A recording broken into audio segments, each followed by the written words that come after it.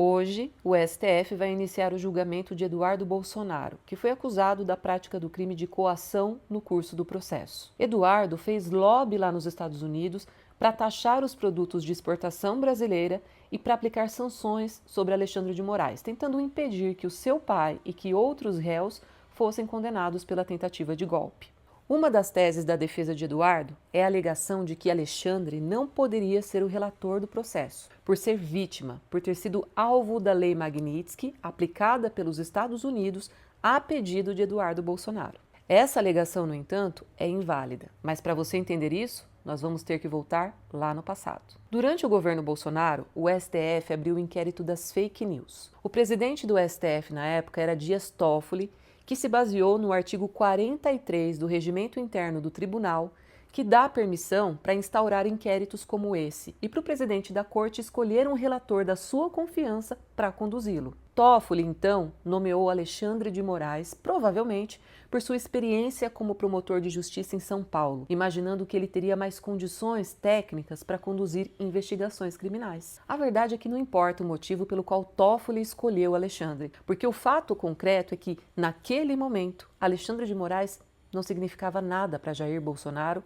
e outras pessoas do seu governo. Bolsonaro não tinha amizade ou inimizade com Alexandre. Portanto, logo de saída, Alexandre de Moraes sempre foi isento para ser o relator do inquérito das fake news que investigaria as condutas de Bolsonaro, dos filhos dele e de seus aliados nas redes sociais. No entanto, a partir do primeiro segundo em que Moraes se tornou o relator do inquérito das fake news, ele também passou a ser um alvo de Bolsonaro. E foi a partir daí que começaram as ofensas pessoais de Bolsonaro e de seus aliados contra Alexandre de Moraes. A partir daí, começaram as fake news e as invenções que maculavam a honra de Alexandre de Moraes. Os gritos e as ofensas e manifestações na Avenida Paulista. Alexandre começou ali a ser patrulhado pelos bolsonaristas que torciam para que ele escorregasse em qualquer casca de banana, para usar isso como prova de que ele não era isento para relatar o inquérito das fake news. O momento passou a ser muito delicado, portanto. Alexandre tinha que medir tudo o que dizia e fazia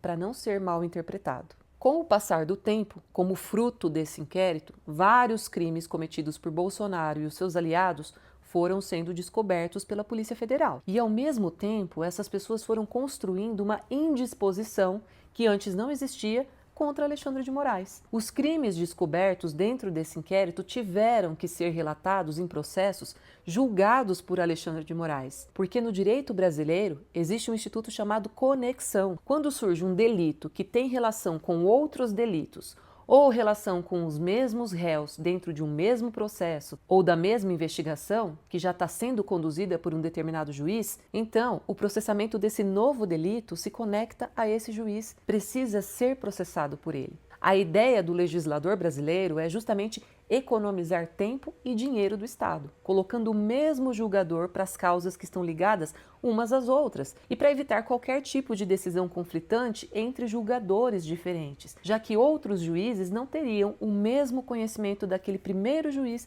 que relatou o processo ou as investigações desde o início. Por isso, por exemplo, é que o caso da Carla Zambelli foi relatado também por Alexandre de Moraes. Veja que ele nunca teve motivo pessoal nenhum para ter ódio dela, mas ela nutriu esse ódio contra Alexandre pelo simples motivo de que ele era o relator do inquérito das fake news que poderia atingi-la e atingir seus aliados. Ela sabia que os crimes que eles cometiam poderiam ser descobertos por esse inquérito. E por causa desse receio, como forma de vingança, Zambelli determinou que um hacker entrasse no sistema do CNJ para criar um mandado falso de prisão contra Alexandre de Moraes e assinado por ele mesmo. É praticamente uma patetada o que ela fez, porque nenhum juiz pode assinar um documento que determine a sua própria prisão. Aquele era um documento absolutamente inválido, ainda que ele tivesse sido de fato assinado por Alexandre de Moraes. Mesmo que não fosse falsificado por um hacker, ele não teria o poder de operar nenhum efeito, não representaria nenhum risco à liberdade do ministro. Os crimes de fato praticados por Zambelli e o hacker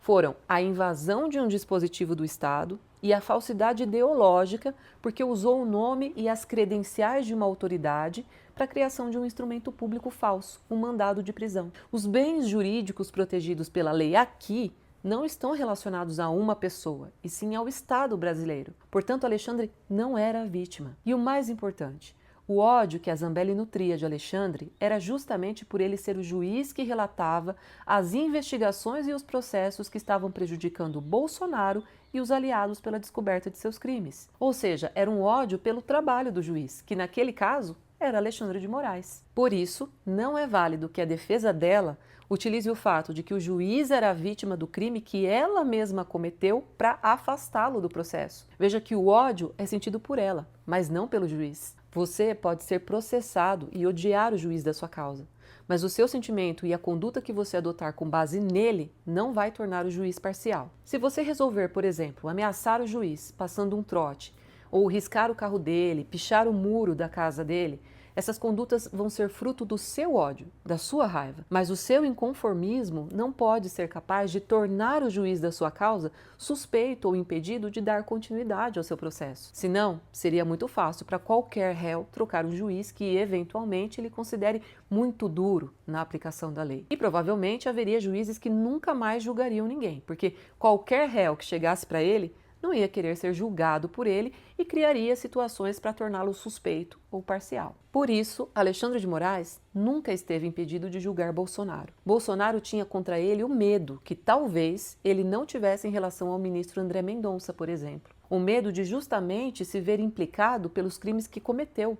Porque, de fato, Alexandre de Moraes nunca foi seu amigo e, por isso, agiria de uma forma muito mais técnica, aplicando a lei de um modo muito mais imparcial e não o contrário disso. Quando Bolsonaro e militares planejaram a morte de Alexandre de Moraes e quando Eduardo Bolsonaro conseguiu aplicar a lei Magnitsky contra ele, com o auxílio dos Estados Unidos, foi porque eles sabiam dos crimes que tinham cometido e que, diante das provas, um juiz técnico focado na legalidade não deixaria de condená-los. Se o ministro relator desses casos fosse Flávio Dino, talvez eles tivessem feito a mesma coisa, criado a mesma indisposição para tentar afastá-lo dos processos. Mas se o ministro relator fosse Luiz Fux, talvez esses bolsonaristas nunca tivessem feito nenhuma manobra para afastá-lo, por esperar alguma simpatia da parte dele, e que por conta disso ele agisse de um modo parcial, só que aí em seu favor. É o que eles queriam, que a lei fosse ignorada e o compadrio imperasse nas decisões do STF. O ódio dos bolsonaristas a Alexandre de Moraes não é porque ele fez algo errado,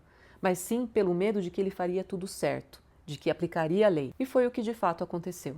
Esse medo foi o que fez os bolsonaristas cavarem situações em que Alexandre de Moraes aparecesse como vítima, justamente para tentar afastá-lo das causas em que ele os julgaria. Se Alexandre se afastasse dos processos por isso, estaria se submetendo a mais um crime dos bolsonaristas, um crime contra o próprio poder judiciário, contra as leis, contra o sentido de justiça. Alexandre poderia ser interpretado como alguém que assume a parcialidade da qual era acusado e não tinha. E o Estado, a justiça, não pode ser manobrada por essas táticas criminosas, não pode se submeter ao medo que estes criminosos querem impor. Alexandre nunca foi alvo, nem vítima, antes dos inquéritos das fake news. Passou a ser porque aceitou relatar esse inquérito. Desde o primeiro dia, então, diversas falcatruas políticas e ilegalidades foram praticadas pela direita contra Alexandre de Moraes, incluindo a ameaça de impeachment. E se esse plano de afastar juízes na marra funcionar, o Brasil deixa de ser uma república governada por leis e passa a ser um território dominado pelo medo.